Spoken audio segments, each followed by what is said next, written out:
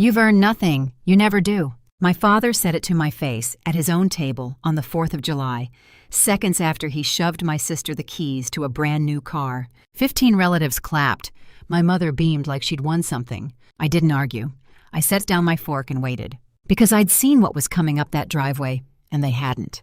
At 7:14, the doorbell cut through the applause. A man in a pressed suit stepped inside, laid a thick folder on the table, and looked around at every Kessler man in the room. "I'm here about a paternity claim," he said. "I need to know which one of you is the biological father." My father laughed and raised his hand. He shouldn't have. "I'm Bronwyn Kessler, 34 years old, a pediatric nurse in Millbrook, Ohio. The man who called me nothing that night was my father, Denton. And the reason I didn't flinch when he did it is a story that started 8 months before that doorbell, with a cheap plastic tube and a question I was never supposed to ask. Let me take you back to the beginning. In my family, love was a payroll. You earned it or you didn't, and my father kept the books. He said it so often it stopped sounding like cruelty and started sounding like weather. "Nobody hands you anything, Bronwyn. You earn your place." He'd say it over dinner, over the sink, over the hood of whatever truck he was polishing that week. My whole childhood was one long performance review, and I was always just short of the raise. My younger sister Cassidy never had that problem. Cassidy earned her place the day she was born. She was 5 years younger, softer, prettier in the way my father liked, and she learned early that all she had to do was smile and agree and let him feel important. That was the whole job. She was very good at it. I was not good at it. I asked questions. I remembered things. I noticed when the story changed. By 34, I'd built a life he couldn't take credit for and wouldn't respect anyway. I put myself through nursing school working night shifts at a diner. No help, no loans from him. I worked the pediatric floor at Millbrook General. I held babies whose own parents couldn't stay in the room, and I was good at it. Steady hands, a calm voice, the ability to keep my face still while everything inside me shook. That last skill, it turns out, ran in the family. I just didn't know yet where I'd learned it. My father was proud of exactly one thing more than his own discipline, and that was where our money came from. He told the story at every holiday like scripture. 1991, he'd start, and everyone would settle in. He'd been broke, 23, working 2 jobs. Then he'd made one smart move. A lucky investment, he called it, timing and nerve. And it set the family up for life. The house on Larkspur Lane, the boat, the good schools for Cassidy. There was a photo he kept framed in the hallway to prove it. My father at 23, grinning, standing outside a low brick building with a duffel bag over his shoulder. "The day my luck turned," he called it. He'd tap the glass when he walked past. "Right there, that's where I stopped being nothing." I must have walked past that photo 10,000 times. I never once looked at the building behind him. The money mattered because the money was the sermon. Denton Kessler had climbed out of nothing on his own 2 hands, and if you couldn't do the same, that was a moral failing, mine specifically. He never let me forget that I was 34 and renting. My mother, Beverly, ran interference her whole life. She was the one who smoothed it over, who'd catch my eye across the table with a look that said, "Don't, not tonight." I used to think she was on my side, in her quiet, cowardly way. It took me 34 years to understand that my mother wasn't protecting me from my father. She was protecting my father from me, so that was the family. The saint, the golden girl, and me, the daughter who never quite earned it. I'd made my peace with it mostly. I stopped going to Sunday dinners. I built a small, good life 40 minutes away and only came home for the holidays I couldn't skip without a war. And then, last November, I ordered a DNA test. There was nothing dramatic about it. A 4-year-old on my floor had been admitted with a rare clotting disorder, genetic, the kind that runs quiet in a family until it doesn't. His mother sat by his bed and said, "We had no idea it was in us." That sentence stayed with me for a week. I'm a nurse. I knew my father's family history was a locked box. He never talked about his parents, never mentioned a single illness, waved off every doctor's questionnaire I ever tried to fill out for him. "Kesslers don't get sick," he'd say. "We're built right." So I spit in a tube. I told myself it was practical. Know your own risks. I mailed it off and forgot about it. 6 weeks later, the results came back, and my whole life quietly cracked down the middle. The health part was unremarkable. A couple of carrier flags, nothing urgent. That's not the part that stopped me. The part that stopped me was a little tab at the bottom of the screen, DNA relatives, a number next to it. I had matches, a lot of matches, far more close ones than any person should have. I remember sitting on my kitchen floor with my laptop, reading the list, thinking there'd been a mistake at the lab, because the site was telling me I had half-siblings. Not cousins, not distant relations. Half-siblings, people who shared one parent with me. And it wasn't one or two. The first time I loaded that page, the number was 17. I want you to understand what that does to a person. I sat there doing the only math I knew how to do. My mother and father had been married for 36 years. There were two of us, Cassidy and me. That was the whole story. That was the entire family my father had built his sermons on.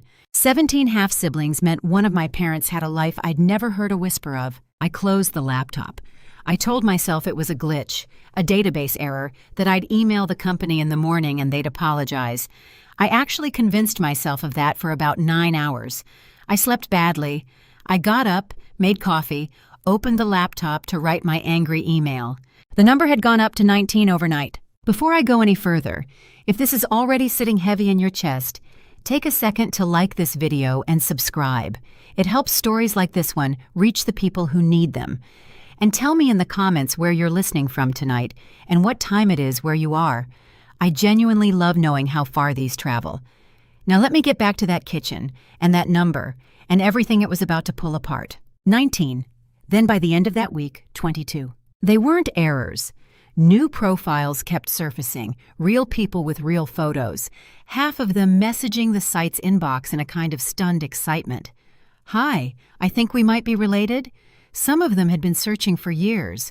Some, like me, had just spit in a tube on a whim and walked straight into a landmine. Here is the thing I couldn't get past, the thing that kept me up. 22 half-siblings, scattered across the country, all right around my own age, early 30s, most of them. Born, near as I could figure, between about 1991 and 1996, which was exactly the window when my father was 20-something and, by his own telling, broke. I didn't let myself finish that thought. Not yet. I was a scapegoat, not a fool.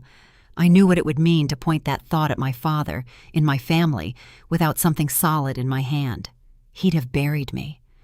So I did what I always did when the story didn't add up. I started keeping track. Quietly. A spreadsheet.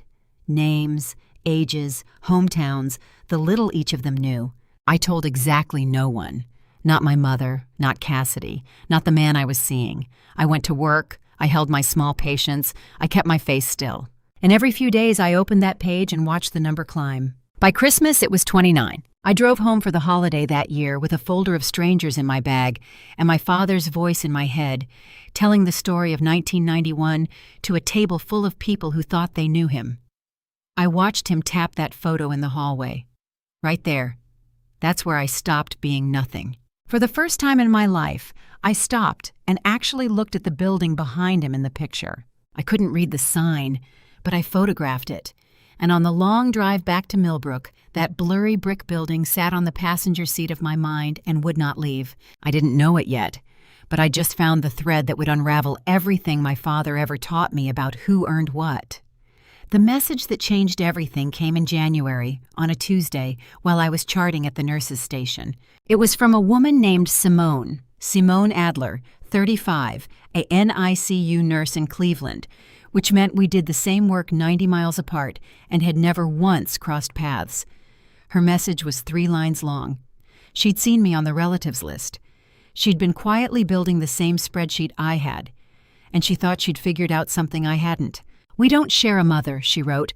"I've ruled that out for almost all of us. We share a father, one man, and I think I know how." I called her on my break, standing in the stairwell with my heart going like a monitor alarm. Simone had a calm, dry voice, the voice of someone who'd spent a career delivering hard news gently. She'd started her own search 2 years earlier, long before me. She'd already found 30 of us. She'd already done the thing I'd been too afraid to do. She'd laid all our birthdays and birthplaces on a map. "Almost everyone was born within 100 miles of Columbus," she said, "between 1991 and 1996. You too?" "1992, I said. "My parents lived outside Columbus then." There was a pause. I could hear her writing. "Bronwyn," she said, "how much do you know about where you were conceived?" I laughed because what a question. Nothing. Normal, I assume. Why? Because most of us weren't, she said. Most of us were conceived at a fertility clinic, and I don't think all our parents know that yet. I sat down on the concrete step, my scrubs, the cold rail, the fluorescent hum.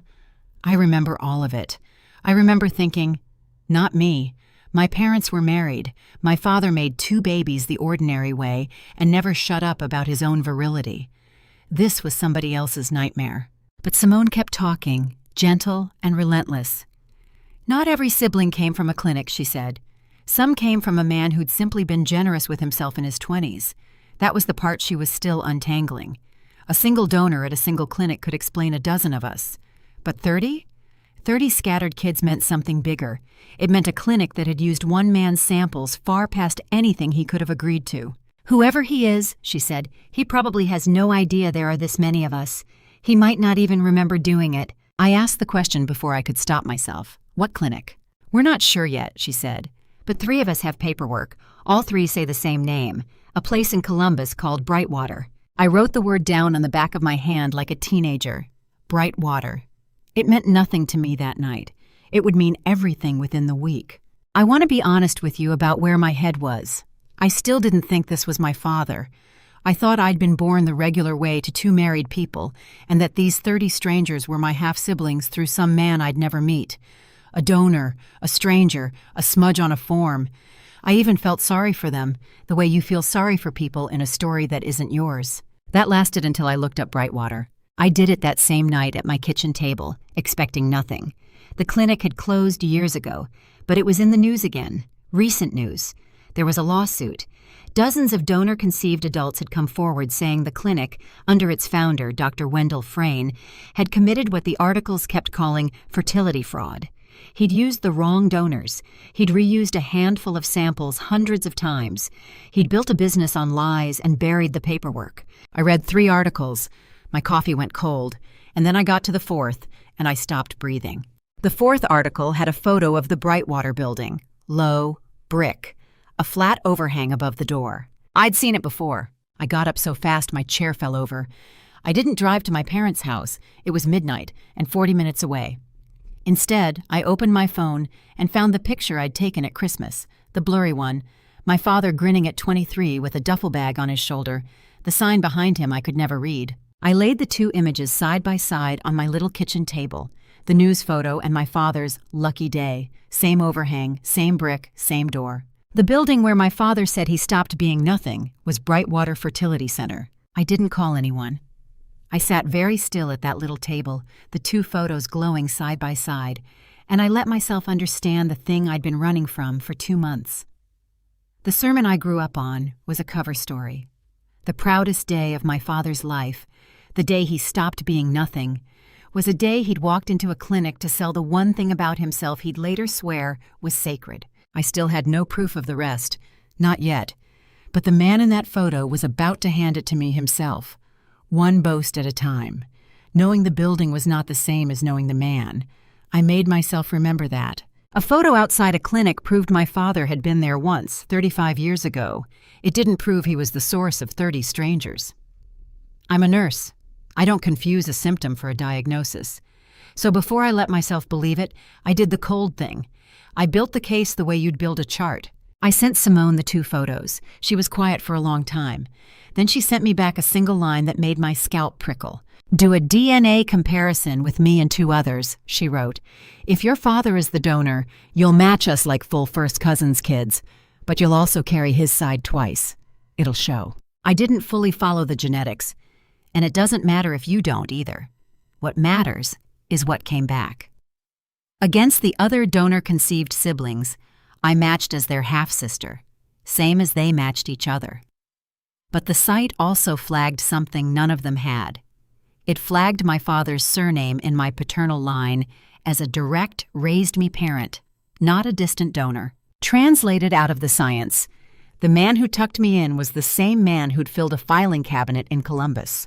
Denton Kessler didn't donate to a stranger's family and go home to make me the normal way. He was the donor, and then a year later, he'd made me, one of the only children he ever actually kept. I sat with that for a long time. Because do you see the shape of it? My father had dozens of children he'd never met, never fed, never taught to earn their place. And of all of them, he'd chosen to raise 2. And the one he decided was worthless, the one he told, every single holiday, that she'd amounted to nothing, was me, his actual blood, sitting at his actual table. The other 30 he'd sold for cash and forgotten. I stopped sleeping through the night around then. Simone and I started talking every day. Then the others came in. There was Reed, a high school football coach in Indiana with my exact stubborn jaw. There was Dana, a pharmacist, who cried when she saw a photo of me because I had the eyes everyone in this group has. There was a quiet man named Colton who'd been searching for his biological father for 11 years and had almost given up. I met 4 of them in person in March, at a diner halfway between all of us. I'll tell you something I did not expect. Walking in, I was braced for grief. Instead, for the first time in my adult life, I sat at a table where nobody was keeping score. They laughed at the same things. They finished each other's sentences. Reed did the exact thing I do with my hands when I'm nervous. And when I told them, carefully, that I thought I knew who the donor was, that I'd been raised by him, nobody looked at me like I was a problem to manage. Dana just reached across the table and held my wrist and said, "God, he kept you and treated you like that?" Nobody had ever put it that plainly. She said it in 10 seconds. It undid something in me that 34 years of my mother's careful looks never had. I'd spent my whole life believing I was the defective one, the daughter who couldn't earn love that came easy to everyone else. And here were 30 people with my jaw and my hands and my eyes telling me the problem had never been me at all. That was the thing I carried into the back half of all this, not rage. That came later. What I carried out of that diner was the first clean breath I'd taken in years. But there was a shadow on it, and Simone was the one who named it. Over coffee that kept getting cold, she slid a folder across the table to me.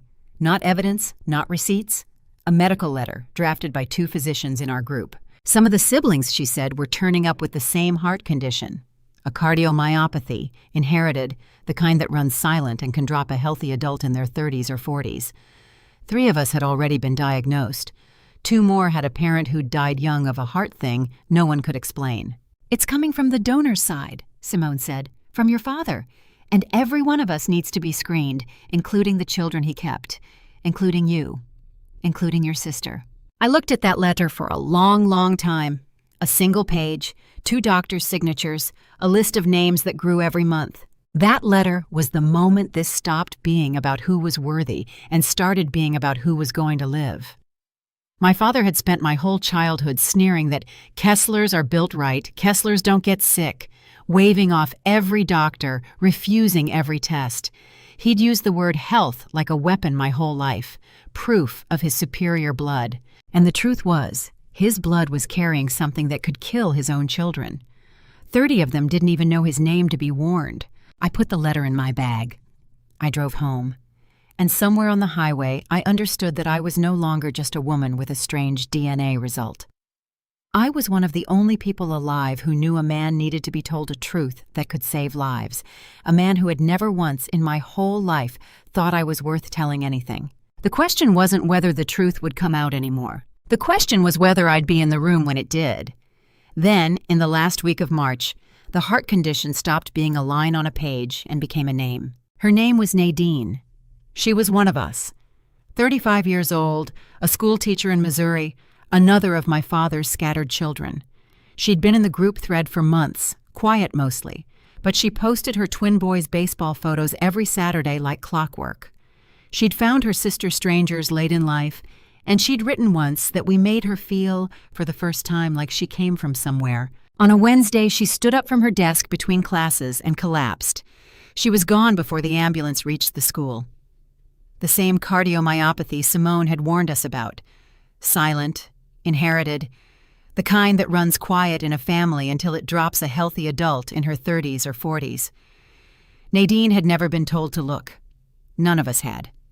She died not knowing the name of the thing that killed her or the name of the man it came from. The thread went silent for 2 days. Then it filled with her baseball photos over and over, dozens of people posting the same pictures of 2 boys who now had a genetic clock ticking in them and a mother in the ground. I sat on my kitchen floor and cried for a woman I'd never met. And I stopped, that night, being able to think of any of this as a story. It wasn't a scandal about a rich man's lie anymore. It was a body count. It was 2 little boys in Missouri who needed to be screened before they turned 40, and dozens of adults who each carried a coin flip in their chest, and a father somewhere polishing a truck who had the answer to all of it and didn't even know the question. That was the week Mr. Doyle changed how he talked. Before Nadine, the case had been about accountability, the clinic, the fraud, the money. After Nadine, Doyle started using a different word: advisory, medical advisory. He told the group that a warning like this couldn't be mailed and ignored, couldn't sit in a lawyer's queue for a year. It had to be delivered to every identified father, and through them to every child they'd raised, in person, documented, impossible to wave away as junk mail or a jealous daughter's story. I understood, listening to him, that the day was coming when a man in a suit would knock on my father's door whether I wanted it or not. Not for revenge, for Nadine's twins, for Cassidy's heart, for the ones we hadn't found yet. I just didn't know, that March, that I'd be sitting at the table when he did. Once you know a man lied about the biggest thing, you start pulling on the smaller ones. And the money had never quite made sense. I'd grown up on the story of 1991, the broke kid, the one smart move, the fortune that followed. But I'd never once heard him name the move, ask him what he'd invested in, and the answer changed. Some years it was a piece of a business. Some years it was the market, back when the market rewarded guts. One Thanksgiving, drunk on his own legend, he told my cousins he'd bet on himself. Everyone nodded like that meant something. Nobody ever asked how a 23-year-old with 2 part-time jobs got the money to bet. I'd always assumed I just didn't understand finance. Now I understood it fine. There'd never been an investment. There'd been a clinic, and there'd been a man willing to sell. Simone's group, by then, wasn't just a spreadsheet anymore. There were 61 of us, and we had a lawyer. His name was Mr. Doyle, Everett Doyle, a soft-spoken attorney in Columbus who'd taken on the case against the clinic's founder. Dr. Frayne had died 2 years back, but his estate hadn't, and neither had the insurers, and neither had the corporation that bought Brightwater's assets and its liabilities along with them. Doyle was building a class action, and through the discovery process, boxes of the clinic's old records had started coming to light. One afternoon in April, Doyle sent our group a batch of financial disclosures. Dry stuff, ledgers, wire logs, a schedule of payments from the mid-90s. Most of us skimmed it. Simone didn't. Simone called me that night with that flat, careful nurse's voice pulled tight as a wire. "There's a line item you need to see," she said. In 1996, when the first complaints about Brightwater started to surface, Dr. Frayne had done something quiet and ugly. He'd paid off his most used donors, the handful of men whose samples he'd stretched across dozens of families, to sign confidentiality agreements and vanish. Hush money. The ledger listed them by donor code, not name, but 3 of those codes had already been matched to real siblings through the lawsuit, and one code, paid a lump sum in the spring of 1996, traced back through 2 of my half-siblings' paperwork to the same donor who'd fathered me. The amount was almost exactly what my father had used that same year to pay off the house on Larkspur Lane. I sat on my kitchen floor again. I did a lot of my thinking on that floor those months, and I held my phone and looked at a scanned ledger line from 1996. 1 row of numbers. That was the whole lucky day. That was the fortune. That was the money that bought Cassidy's private school and her ballet and eventually a brand new car with a bow on it. My father's entire kingdom, the throne he preached from, had been built with the money a clinic paid him to keep his mouth shut about the children he'd scattered and abandoned. Everything he'd earned by selling the one thing he swore made him better than me. I could have taken that ledger to the family that night. I want you to know I thought about it, driving over, laying it on the kitchen table, watching the sermon collapse. But I'm not built for the ambush, and I knew how it would go. In my family, the messenger is the criminal. They'd have found a way to make the ledger my crime. So I did the thing I'd learned as a nurse, the thing you do when the news is bad and the family isn't ready.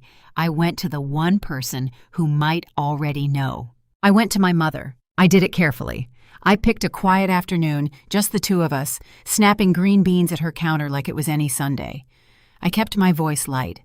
I said, "Mom, Can I ask you something strange? Back before I was born, when you and Dad were broke, did he ever do anything for money? Like a medical study or donating something? My mother's hand stopped. She didn't gasp. She didn't drop anything. She just went completely still, the way I go still, the way I'd finally learned I'd inherited from somebody. For 3 full seconds, she didn't breathe. Then she set the beans down, turned off the tap, and looked at me with an expression I had never once seen on her face in 34 years. Fear. "Where is this coming from?" she said. It wasn't a question. It was a door slamming. I just wondered. Bronwyn. She stepped close enough that I could see the powder settled in the lines around her mouth. Her voice dropped to almost nothing. "Whatever you think you found, you put it down. Do you hear me? You put it down and you never bring it into this house again." And there it was. My whole life, I'd waited for my mother to finally take my side against him. Instead, in one whispered sentence, she told me exactly whose side she'd been on the entire time. She knew. She'd always known. She'd known when she watched him tell the 1991 story to a table full of trusting relatives. She'd known every time he called me worthless, in the same breath he bragged about his blood. My mother had spent 30 years standing guard over the lie because the lie had paid for her whole life, and she was willing to burn me down to keep it standing one more year. "They could be sick, Mom," I said quietly. "His children. There's a heart thing. People need to be told." "There is nothing to tell," she said. "And if you make this up, if you drag his name through the mud, you will not have a family anymore. I promise you that."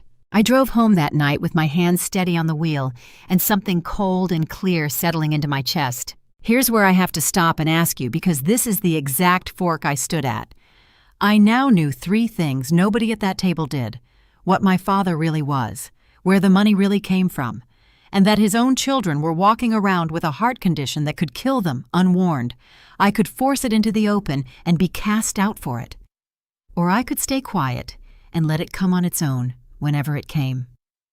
What would you have done? Warn him or let it find him? Tell me your honest answer before I tell you mine, because the choice I made surprised even me.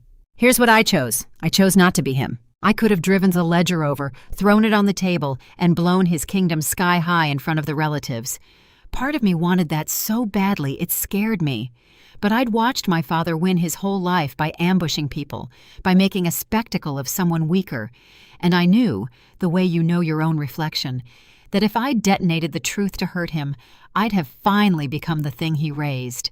I wasn't going to give him that. The truth was coming on its own. Mr. Doyle's notifications were being drafted. I didn't have to throw the match. I just had to stop shielding him from the fire. But there was one thing I couldn't leave alone, and it wasn't revenge. It was Cassidy. My sister is a lot of things I don't like. She's spoiled, she's cruel when it's convenient, and she spent her whole life happily standing on my back to reach my father's approval. But she's also his kept child, same as me, which meant that whatever was hiding in his blood could be hiding in hers. And she didn't know. And nobody was going to tell her because the only people who knew were a lawyer, a nurse 90 miles away, and me. So I got myself screened first. I sat in a cardiologist's office in Millbrook and had my heart imaged by a tech younger than me, and I waited 2 weeks, and I came back clear. No sign of the cardiomyopathy. Not yet, the doctor said, because a gene like this can surface later, so I'd keep getting checked. Clear enough for now. Relief and grief hit me at the same time because my clear scan meant nothing about Cassidy. Then I tried to get my sister into a chair. I didn't tell her the truth. She wasn't ready, and she wouldn't have believed me anyway. I told her a version, that I'd found out our dad's side had a hidden heart condition, that it was serious, that she needed one simple scan. I took her to lunch to do it. She spent the first 20 minutes talking about the trip Dad was funding to Cabo. When I finally got the words out, she looked at me over her salad like I'd asked her to donate a kidney. "A heart scan. Because of what?" she said. "Because it runs in Dad's family. It's genetic. Please, Cass." She actually laughed.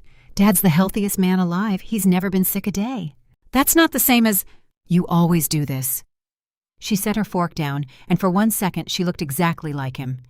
"You always need something to be wrong with this family. You can't just let us be happy." I kept my voice level. 15 years of holding scared parents' hands taught me how. "I'm not asking you to be unhappy," I said. "I'm asking you to get one test. It takes an hour." "I'll ask Dad," she said. "He'll know if it's real." And that was the trap closing, because of course she went straight to him. I found out 2 days later, when my father called me for the first time in months. I was on the pediatric floor when my phone lit up with his name, and I stepped into the med room to take it, and I already knew from the first syllable that Cassidy had told him everything. "What in God's name are you telling your sister?" he said. No hello. Just the low, flat, dangerous voice I'd spent childhood learning to read. That she should get a heart screening, that's all. "You're telling people this family is diseased." He bit the word off. "You know what that is? That's jealousy. That's you, needing to matter, making up some sickness so everyone looks at you for once." There it was, the move he'd made my whole life. He couldn't win the fact, so he changed the subject to my character. I was jealous. I was unstable. I needed attention. Never mind the truth of it. The truth had never mattered in this family. Only the story did. And he owned the story. "There's a real condition, Dad," I said. "I'm a nurse. I've seen the paperwork." "You've seen paperwork?" He laughed, and it was ugly. "You've never seen a real day of work in your life. You rent an apartment and play with other people's babies, and you think that makes you somebody. Let me tell you what you are, Bronwyn. You've earned nothing. You never do. And now you're trying to poison your sister against the man who gave you everything. The man who gave me everything." He had no idea, standing in whatever room he was standing in, exactly how funny and how horrible that sentence was. He didn't give me everything. He gave me 1% of his children a home and threw the rest away for cash. And he still thought he was owed my gratitude. "I'm not poisoning anyone," I said quietly. "I'm trying to keep her alive." "Stay away from your sister," he said. "Stay away from all of us until you can be normal. You're not welcome in my house spreading this." He hung up. I stood in the med room with the sharps container and the locked cabinets and the hum of the ice machine, and I understood that I had just been thrown out, not with a suitcase this time, but with a phone call. And I understood something else, something that steadied me instead of breaking me. He'd told me to stay away from his house, but the notice was already on its way to that house, and nothing he said to me could stop what was coming up his own driveway. By May, there were 79 of us. That number stopped being a shock and started being a weight. 79 people with my jaw and my hands, and every week the site coughed up another one. A woman in Oregon, a set of twins in Georgia, a 19-year-old who'd taken the test as a birthday gift and found out his whole origin story was a lie. Every new match was somebody's collapsing afternoon. I'd been through it. I knew the exact shape of that floor coming up to meet you. We were a family by then, in the strange way of it. A group thread that never went quiet. People posted their kids' school photos and their scan results in the same hour, and under all of it ran a low current of disagreement about what we actually wanted from the man at the center of us. Some wanted money, and I understood it, because some of them had grown up poor while my father paid off a house with the same clinic's silence. Some wanted the lawsuit to burn the whole thing down. Simone, steady as ever, wanted the health advisory delivered and documented, so no more of us dropped dead at 40, not knowing why. And then there was Colton. Colton didn't want money. He'd been searching 11 years, and all he wanted was to stand in a room with the man once and say, "I exist." He'd built the whole thing up in his head, the way you do. He thought maybe the donor didn't know about any of them. He thought maybe, if the man just understood, he'd want to know his children. I never had the heart to tell Colton what I knew, that the man he dreamed about had raised 2 of us and called one of them worthless over dinner.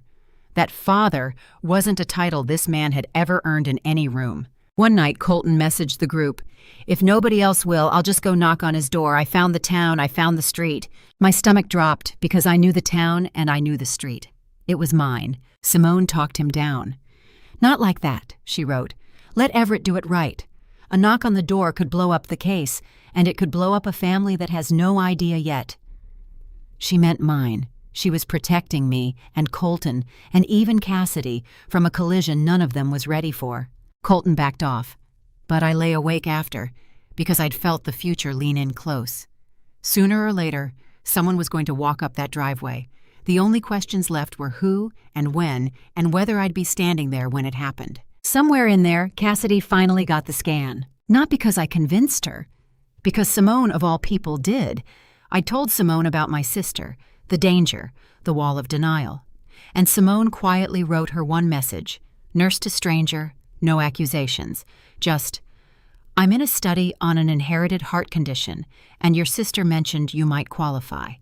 It's free. It's an hour. It found people before it found them, if you know what I mean. That was the difference between me and Simone. I came at Cassidy as her sister, so she heard a fight. Simone came at her as a stranger with a clipboard, so she heard a favor. Cassidy booked the scan the next day. I should have felt relieved. Instead, I spent the whole week she waited for results with a stone in my gut, because I already knew what a coin flip this was. 50-50 for every child he kept. I'd come up clean. That only made me more afraid for her. The call came on a Thursday. It was Cassidy, and she wasn't laughing this time. They found something, she said. Her voice was small in a way I hadn't heard since we were kids. On my heart. They want more tests. They said they used the word you used. Genetic. For 1 second, standing in my kitchen, I felt nothing but the pure animal fear of an older sister. Not vindication. Fear. Okay, I said. Okay, this is good, Cass. We caught it. Caught early. This is manageable. I'll help you. I know these doctors. Where did it come from? She whispered. Mom and Dad are fine. Dad says we're built right. Where did it come from, Braun? And there it was. The door I'd been standing outside of for 6 months, swinging open on its own. My sister, scared, asking me the exact question whose answer would end our family. I could have told her everything right then on the phone. But I heard my mother's voice in the background on Cassidy's end. Who is that? Is that your sister? Give me the phone. And the line went dead before I could say a word. I drove to Larkspur Lane that night. I know I'd been told to stay away. I went anyway because a scared sister with a flagged heart outranks a father's banishment every time. My mother opened the door before I reached the porch. She stepped outside and pulled it shut behind her, the way you do when you don't want the neighbors to hear. You need to leave, she said. Cassidy has it, Mom. The heart condition. It's real. I need her to take it seriously. She's already seeing the doctor, a real one. We don't need your studies and your internet. Through the window behind her, I could see my father in his chair, not getting up, watching television like I was a solicitor. And on the wall of the hallway beside him, catching the lamplight, was that framed photo. 23 years old, duffel bag, grinning outside the brick building. The proudest day of his life. I looked at it over my mother's shoulder, and I felt the whole rotten architecture of this house pressing down on me. Do you even hear yourself? I said, quiet. You're standing on your porch, defending a lie about where a disease comes from, your daughter's disease. The door opened. My father filled it. He didn't shout. He never shouted at first. He looked at me the way you'd look at a stain. Get off my property, he said. You've upset your sister, you've upset your mother, and for what? So you can be the center of something? So Cassidy doesn't die at 40 like your... I stopped myself. I almost said it. Like your other children. The words were right there. I swallowed them because I'd promised myself I wouldn't be the ambush. Not here. Not to hurt. He read the stumble as weakness. He always did. Like my what? He said, stepping onto the porch, using his size the way he'd used it my whole life. You don't have a point. You have a grudge. You've had it since you were a kid, because your sister was easy to love, and you were work. He said it flat, factual, in front of my mother, and she didn't blink. You want to know the difference between you and Cassidy? She's grateful. You've never been grateful for a thing in your life. You've earned nothing, Bronwyn. You never do. Third time I'd heard that sentence in my adult life. Once across a dinner table, once down a phone line, and now on a porch with the porch light buzzing and moths hitting the glass. Each time it was supposed to end me. And each time, now, all I could hear underneath it was the truth he didn't know I was holding. That the man calling me unearned had earned his entire fortune by selling children he never fed. I didn't say it.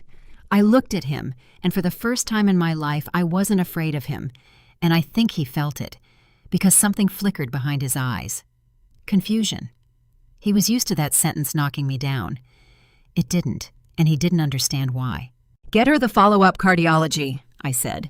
That's all I came to say. The rest will find you on its own. Is that a threat? My mother said sharply. No, I said. It's a mercy. It's more warning than any of you gave the rest of them. I don't know why I said that last part. It slipped out, the closest I'd come to the whole truth. My mother's face went white, because she was the only other person on that porch who knew what the rest of them meant. My father just looked annoyed, because he still, God help him, had no idea what his own daughter had spent 6 months learning. I drove home. Behind me, in that house, my mother would spend the night doing damage control, and I knew exactly what shape it would take. By morning, the story would already be moving through the relatives. Bronwyn's not well. Bronwyn's saying crazy things. Bronwyn's jealous of her sister's diagnosis, if you can believe that. My father would host the 4th of July like he did every year, and I would be the cautionary tale told in the kitchen. What I didn't know, driving home that night, was that the invitation to that dinner was still coming, and that my father had a very specific reason for wanting me there. The invitation came, of all people, from Cassidy. She called me 2 weeks before the 4th. Her voice had that careful, coached quality I recognized from a lifetime of my mother's coaching. "Dad wants everyone at the house for the 4th, she said. "He wants to make peace. He said to tell you specifically that you're welcome." I knew that word, welcome, was a costume. My father did not make peace. He made examples. If he wanted me there, in front of the whole extended family, it was because he'd designed a scene in which I lost. I could feel the shape of it without knowing the details. "How's your heart?" I said, because that was the only thing I actually cared about. "Oh, good, actually." Her voice brightened, and something in me sank. "Dad found me this specialist in Columbus. Really top guy. He says the thing they flagged is way overblown. He says your study people were just trying to scare us into a lawsuit." A pause. "He's really been amazing about it, Bron. You'd know that if you were around."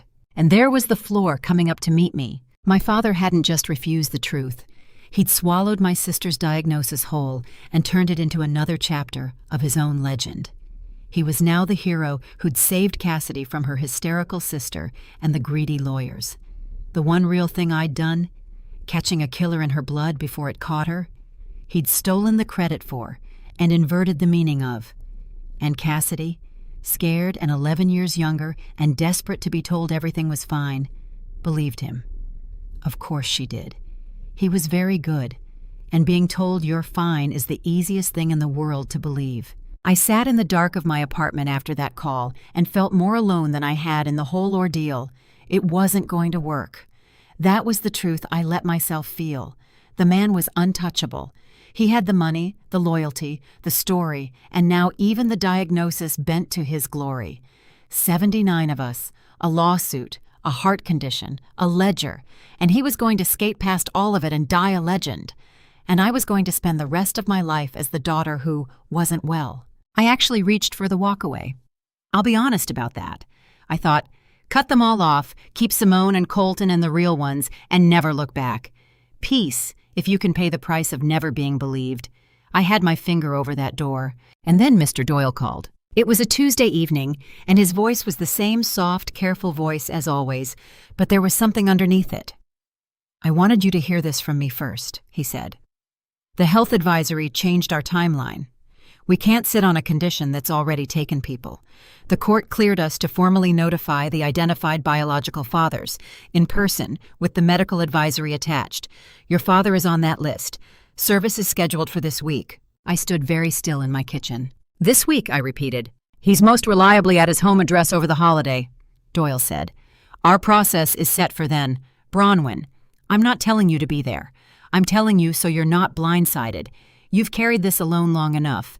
Whatever happens, you don't have to be the only one holding it anymore." I thanked him and hung up and stood there while the whole thing rearranged itself in my head. I hadn't thrown the match.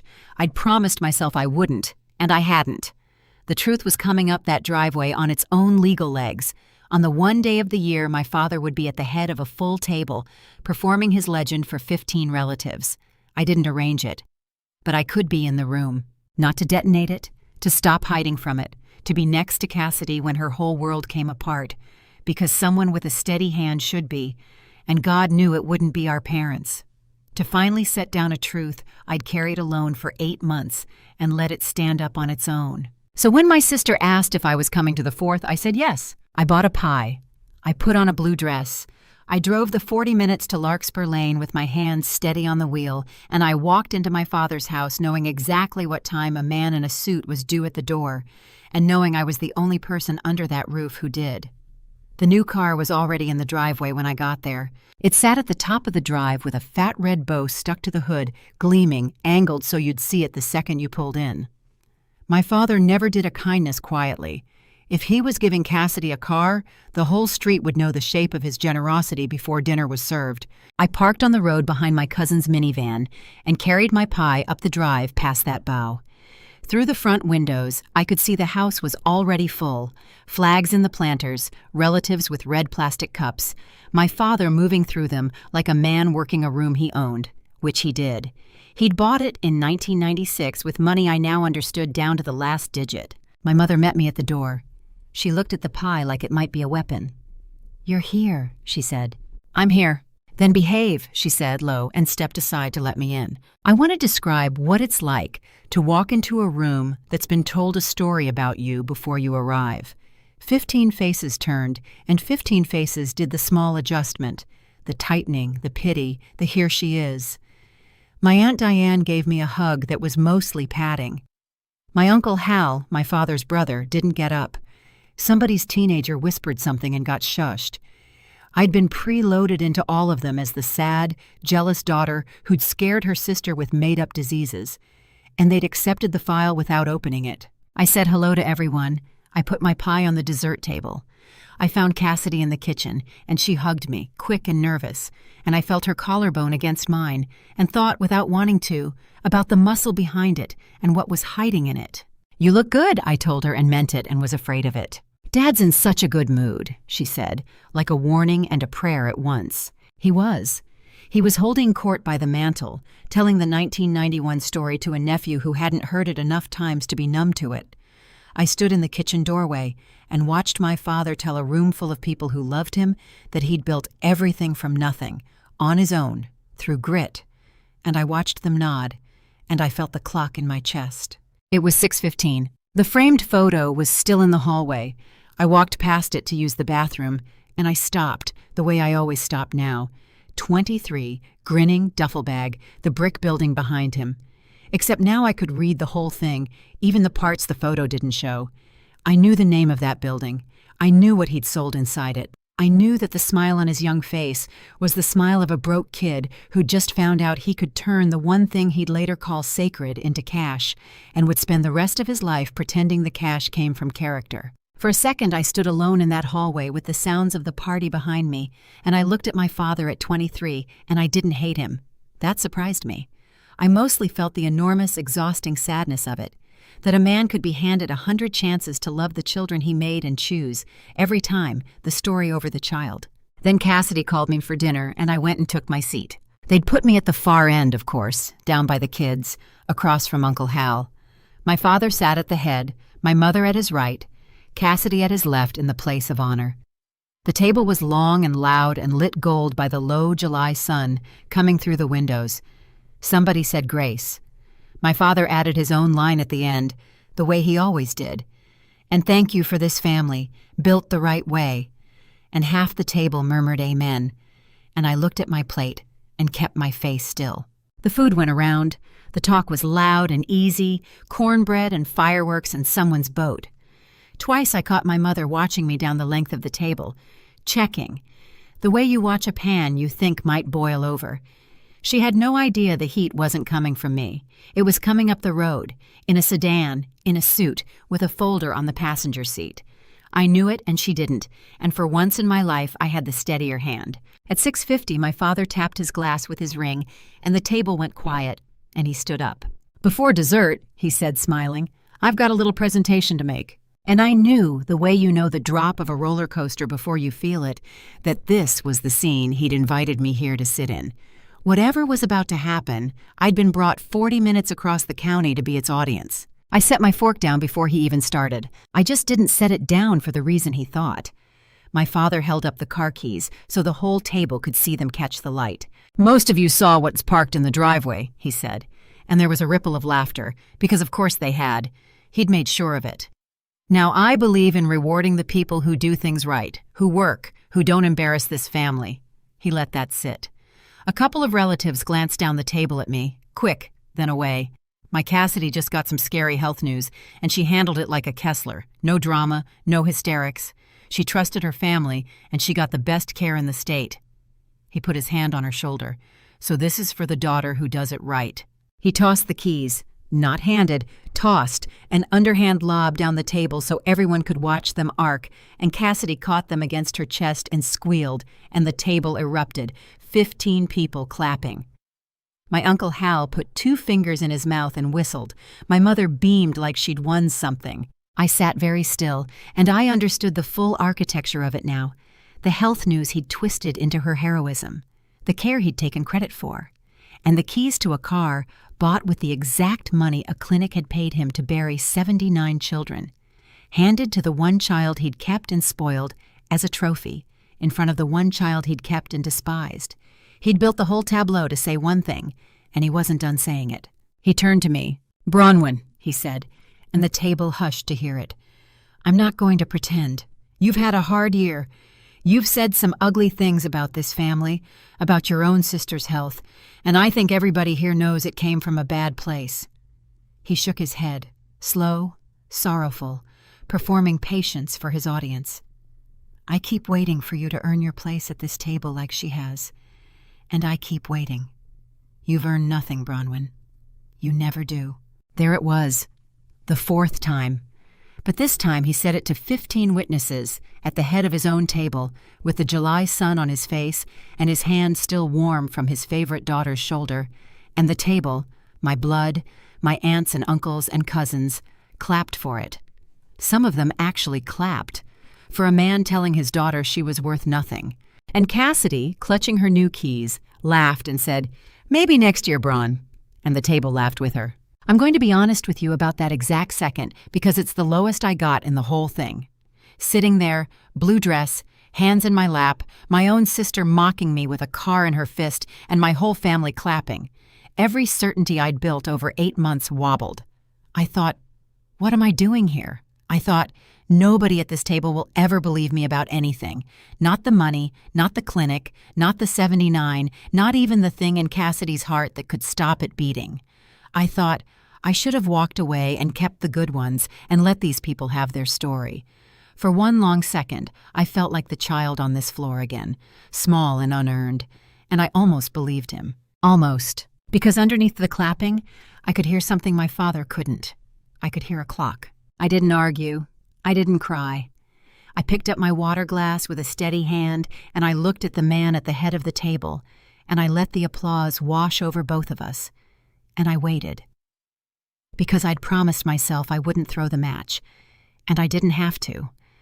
The truth had its own appointment, and it was almost time. I glanced at the clock on the mantel over my father's shoulder. 7:12. My father sat back down, pleased, and reached for the potato salad, and told my uncle something about the fireworks starting at 9. Cassidy tried 3 different keys in the air like she was already driving. My mother refilled her wine. The party rolled on, warm and golden and cruel. 15 people who thought the evening's one dramatic moment had already come and gone. 7:13. I set my glass down. Under the table, I pressed my palms flat against my knees, the way I do before a hard stick, before I have to be the steady one in a room full of fear. 7:14. The doorbell rang. It cut clean through the noise, and I watched the table not react at first. A doorbell at a holiday party is nothing. A neighbor. A delivery. My mother half rose out of habit, but my father waved her down. "I'll get it," he said, still glowing, still king, and he wiped his mouth and stood and walked toward the front hall, past the framed photo of himself at 23, to open his own door. I heard the door open. I heard a man's voice, polite, ask if this was the Kessler residence. And then a stranger in a pressed gray suit stepped into my father's dining room, set a thick folder down on the table between the flag centerpiece and the cornbread, and looked slowly around at every proud, well-fed face. "I'm sorry to interrupt your evening," he said. "My name is Everett Doyle. I'm here about a paternity claim." He opened the folder. "I need to know which one of you is the biological father." My father laughed. He actually laughed, relieved almost, like this was a prank, like the tension of my presence had needed a release, and here it was. He spread his hands to his audience, playing it for the room. Then he raised his hand. "That'd be me, I suppose," he said, grinning. "Kept 2 of them alive and all. What's this about?" He shouldn't have. Mr. Doyle did not smile back. He waited for the laugh to die, and it did, because a stranger who doesn't laugh at your joke is a frightening thing. "Mr. Kessler, I don't think you understand what I'm here about," he said. He set a single sheet on the table, turned to face my father. "I don't represent one child. I represent a group. 79 people so far, conceived at a fertility clinic in Columbus called Brightwater between 1991 and 1996. They share one biological father. DNA confirms it. Our records confirm it." He tapped the page. "It's you." The word Brightwater hit the room like a dropped plate. Most of the table didn't know it. My mother did. I watched her hand find the edge of the table. My father's grin curdled into something uglier. "That's a lie. I don't know what this is, but..." His eyes swung to me down the length of his own table and landed like a fist. "This is her. This is my daughter. She's been telling sick stories all year. She put you up to this." "No one put me up to anything, sir," Doyle said, unbothered. "I've never spoken to your daughter about tonight." Which was true. He hadn't. "The claim exists whether she's in the room or not." "It's a scam," my father said, louder now, playing to the table, hunting for the ground he always stood on. "Some outfit shakes down families with fake DNA. Everybody's heard of it. Hal, tell them." But Doyle was already laying out the folder, and he did it the way I lay out a treatment plan for a family that isn't ready. Slowly, plainly, one fact at a time, so it couldn't be waved away. Photographs of the Brightwater building, the clinic's own donor ledger, a registry printout, name after name, jaw after jaw. He turned a page, and there were faces, and I watched my Aunt Diane lean in and then go very still, because you didn't need a DNA test to see it. Every one of those strangers had my father's face. Had my face. 79, Diane said faintly. "There are 79? And counting," Doyle said. "Where would he even—" My Uncle Hal started, and then stopped himself, because he was old enough to remember. He looked at his brother. "Denton, 1991. That building. That's not—" He couldn't finish it either. And that was the first crack in the room, because Hal had heard the 1991 sermon 100 times, same as me, and he was watching it turn inside out in real time. The lucky investment, the one smart move, the broke 23-year-old who suddenly had money. Hal's face did the math out loud without saying a word, and I watched a lifetime of admiration for his big brother drain right out of it. "That's enough," my father said. He was on his feet now. "Everybody out of my house." "There's a settlement in these records, Mr. Kessler," Doyle went on, calm as a man reading a weather report. 1996. The clinic paid a number of its most used donors to sign confidentiality agreements. You're one of them. The amount is documented. He didn't say the number. He didn't have to. My Uncle Hal said it, under his breath, the exact figure, because it was the exact figure my father had always claimed he'd made on his investment, and Hal had helped him move into the house on Larkspur Lane the year the money appeared. The table understood it all at once. The house, the schools, the boat, the car with the bow still on it in the driveway. None of it had been earned. All of it had been paid, in a lump sum, to a man in exchange for his silence about the children he'd scattered and never once fed. My father stood at the head of his table with his mouth working and no story coming out. I had never in my life seen him without a story. But Doyle wasn't finished, and the last thing he had to say was the only thing that had ever really mattered to me. "There's a medical reason I'm here in person," he said. And for the first time his voice softened, because he was a father too. I'd learn later. "Some of the siblings carry an inherited cardiomyopathy. It's serious. It's already taken 3 of them, young. It comes from the biological father's line." He looked gently around the table. "Which means it may be present in any child of that line, including the children you raised. They need to be screened immediately. This isn't a lawsuit tonight. Tonight, it's a warning." And the whole room turned slowly to Cassidy. Cassidy, who was still holding her new car keys. Cassidy, whose scary health news had been twisted into a trophy an hour ago. Cassidy, who'd been told by our father that the thing they flagged on her heart was overblown, that my study people were just trying to scare her, that she was fine. I watched my sister look down at the keys in her hand and then up at our father, and I watched her understand, all at once, the way the floor comes up, that the diagnosis she'd been taught to laugh off was real and inherited, and that the man who'd told her she was fine was the man it came from. that he'd known there was a heart condition in the family for 1 hour and used it to buy applause instead of a cardiologist. "Dad," she said, "just that." Her voice cracked in the middle of the word. He couldn't look at her. My father, who could look anyone in the eye and lie, could not look at his favorite child. It was Aunt Diane who asked the question that finished it. She turned to my mother, her own sister-in-law of 40 years, and she said very quietly, "Beverly, did you know?" The table went so silent I could hear the ice settle in someone's cup. My mother opened her mouth, and nothing came out. She looked at Diane, and then at Hal, and then down the table at me, and I watched her reach for a denial and find the cupboard bare. Because she couldn't say no, not to my face, not when I was the one who'd stood in her kitchen snapping beans and asked her plainly, and she'd told me to put it down and never bring it into her house again. Her silence stretched 3 seconds, then 4, and everyone at that table did the arithmetic of it, and my mother's not answer became the loudest confession in the room. 30 years, Hal said, staring at his brother and his sister-in-law. You both sat here every 4th of July and let him give that speech. That's when my father found something to do with his mouth, and what he found was me. You, he said. And he came down the length of the table pointing, all the performance gone, just the fury under it. You did this. You brought this into my house. You've wanted to burn this family down your whole jealous life, and now you've done it. Are you happy? Look what you've done. He was shaking. My father, who had never once in my life raised his voice past that low, dangerous flat, was standing over me shaking, spit on his lip, his face a color I'd never seen. The king, coming apart in front of his whole court. And I noticed, the way you notice your own pulse slow in a code, that I wasn't afraid of him even a little. I stood up, not fast. I just stood so I wasn't being shouted down at. I didn't bring anything, Dad, I said. And I kept my voice at the register I use with terrified parents at 3 a.m., the calm one, the one that carries. That man came on his own. He'd have come if I were home in Millbrook. I didn't summon him. I let that land. All I did was stop lying for you. That's the only thing I did that you didn't teach me. You ungrateful! You told me an hour ago I'd earn nothing. The table was dead quiet, and I didn't raise my voice, and somehow that made it worse for him.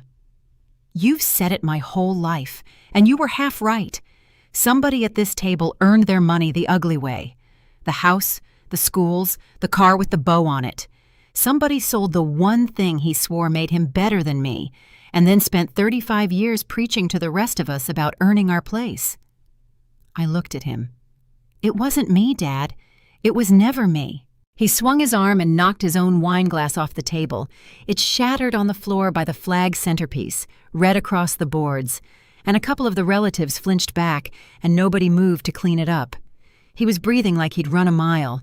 He looked around his table for his audience, for the room he'd always owned, and he found 15 people who wouldn't meet his eyes. Uncle Hal stood and picked up his jacket. Aunt Diane was already gathering her purse, her face gray. One by one, down both sides of that long golden table, my relatives stood, not shouting, not accusing, just leaving, which was worse. They'd clapped for him an hour ago. Now they couldn't get out of his house fast enough. He'd spent a lifetime building an audience for his legend, and I watched the legend and the audience walk out the same door at the same time. My father sank back into his chair, at the head of the empty table, in front of the shattered glass and the untouched pie and the open folder full of his own face 79 times over. He didn't cry. He didn't apologize. He just kept saying to no one, "It was a long time ago. I was broke. It was a long time ago." As if the year made the children disappear. As if being young made it not count. He had no other story, and for the first time in his life, nobody was listening to the one he had. If you've made it this far with me, I want to ask you one gentle thing before I tell you how the night ended. Somewhere in your life, is there a person who taught you that love had to be earned? And were you ever the one they decided came up short? If this reached you tonight, sit with that for a second. You didn't come up short. The math was rigged from the start. Now let me finish, because the person I couldn't leave in that room was never my father. It was Cassidy. The front door closed behind the last of them, and then it was just us, the 4 of us, and Mr. Doyle standing quietly by the wall, and the wreck of a dinner nobody would ever finish. Cassidy was crying without sound, the way we both learned to as kids, so as not to draw his attention.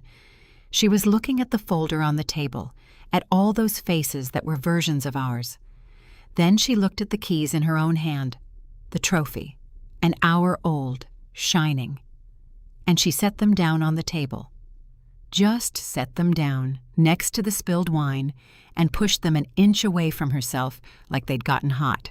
"You tried to tell me," she said to me, "at lunch. You brought me to that scan."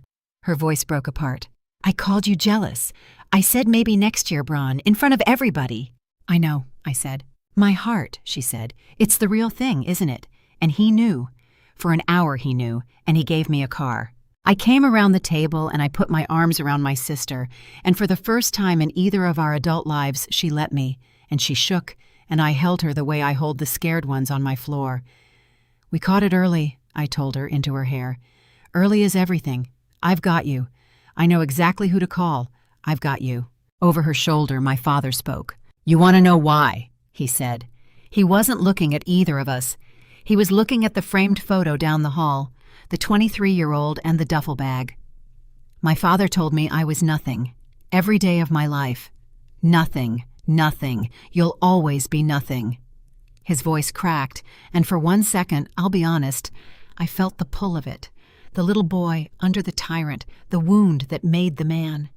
I swore I'd claw my way out, and when that clinic offered me money for nothing, for something that cost me nothing, I took it, and I built all this so I would never be nothing again. For 1 second, I almost softened. Then he ruined it, the way he always did. "So don't you dare stand in my house and judge me," he said, and the softness was gone, and the flat, dangerous voice was back. "I gave you a life. I gave her a life. Those other ones got nothing from me because they were owed nothing. That's not a crime. That's just how it works." He pointed at the folder. "And you brought lawyers into my home over it." And there it was, the whole of him, in one breath. He'd been handed the reason for his cruelty, and he'd used it as a permission slip. He'd learned nothing. Even now, cornered, exposed, his wife's silence still ringing, his favorite daughter weeping over a diagnosis he'd buried. Even now, the only person Denton Kessler could find it in himself to feel sorry for was Denton Kessler. My mother finally spoke, not to him, to me. "What happens now?" she said, small, hollow. She'd guarded this for 30 years, and now that it was out, she looked less like a villain and more like what she was, a frightened woman who'd bet her whole life on a lie and just watched it come due. "Now Cassidy gets real care," I said. "Now those 79 people get the truth and the warning they're owed. Now you two figure out who you are without the story." I picked up my purse. "That part's not my job anymore." Doyle stepped forward, gentle, and laid his card on the table by the abandoned keys. "The medical advisory is the urgent part," he said. "Everyone in this family gets screened. That's not a lawsuit. That's just staying alive." He looked at my father, without heat. "The rest we'll handle in a courtroom." My father didn't answer. He was staring at the photo in the hallway again, at the proudest day of his life, finally seeing the building behind him for what it was, the same way I finally had 8 months and a lifetime ago. I got Cassidy in with the right cardiologist that week, the real one in Cleveland, the one 2 of our siblings already saw. What they'd flagged was early. "Caught this soon. It's a medication and a monitor and a life. She'll grow old."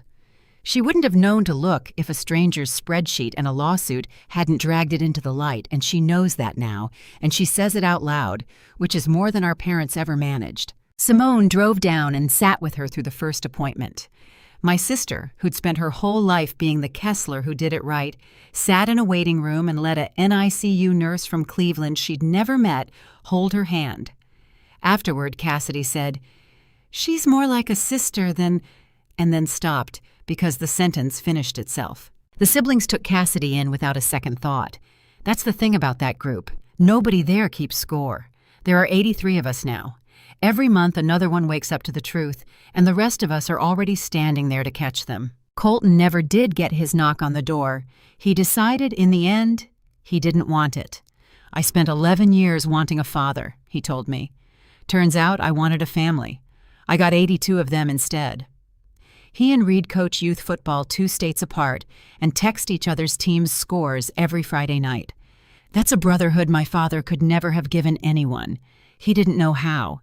He only knew how to be owed. My father is not doing well, and I've made my peace with feeling nothing tidy about it. The lawsuit is grinding forward.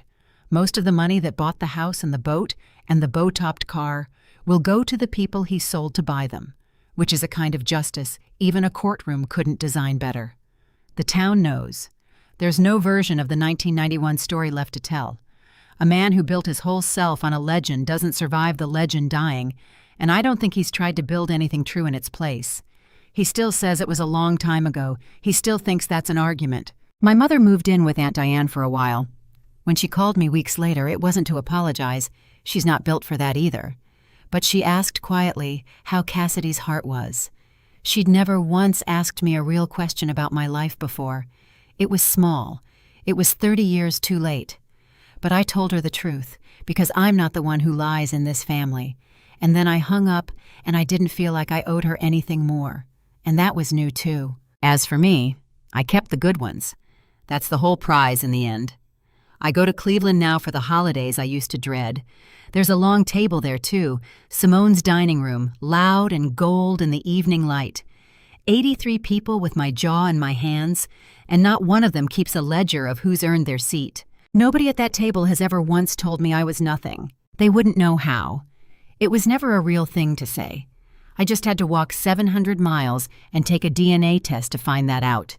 My father called me one more time at the end of that summer. I almost didn't pick up, but I've learned that the calls you refuse are the ones that keep their power.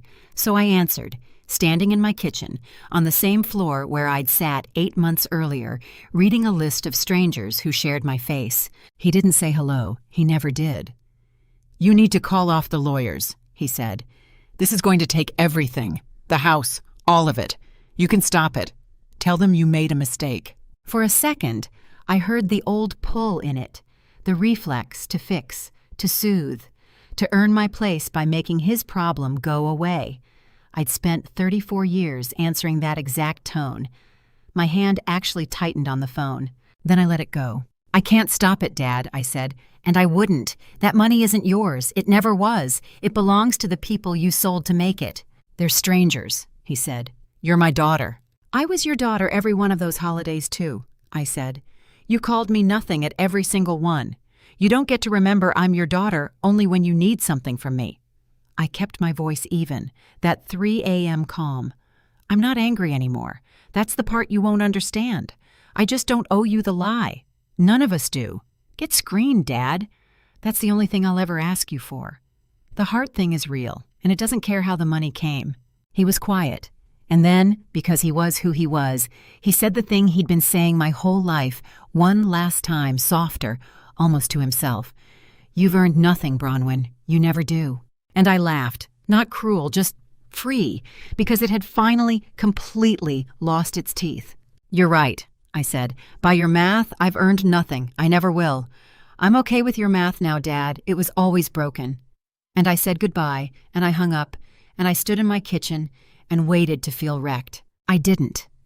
I felt like a window that had finally been opened in a room that had been closed my whole life. Here is what I know now that I didn't know last November. For 34 years, I believed I was the flaw in my own family, the daughter who couldn't earn what came so easy to everyone else, the one something was quietly wrong with.